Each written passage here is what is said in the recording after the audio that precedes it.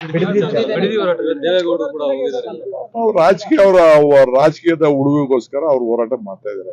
ಅದು ಯಾವ ರೈತರು ಇಲ್ಲ, ಹೊರಗಡೆ ಕ್ಷೇತ್ರದ ಕಾರ್ಯಕರ್ತರನ್ನ ಕರ್ಕೊಂಡು ಬಂದು ಯಾತ್ರೆ ಮಾಡ್ತಾರೆ. ಮಾಡ್ಲಿ, ಪ್ರಜಾಪ್ರಭುತ್ವದ ಅವ್ರ ಹಕ್ಕನ್ನ ನಾನು ಬೇಡ ಅಂತ ಹೇಳಿಲ್ಲ. ಸಿಎಂ ಆದ್ಮೇಲೆ ಸಿಎಂ ಆಗ 60 ದಿನಕ್ಕೆ ಇದೊಂದು ಕೈಗೆತ್ತಿಕೊಟ್ಟು ಏನಿದೆ ಅವ್ರ ರಾಜಕೀಯ ನೋಡ್ರಿ, ನಾನು ಅವತ್ತೇ ಹೇಳಿದ್ದೀನಿ, ಅವ್ರು ಮಾಡಿದ ಯೋಜನೆ ನಾವು ಮುಂದುವರ್ಸಿದೀವಿ.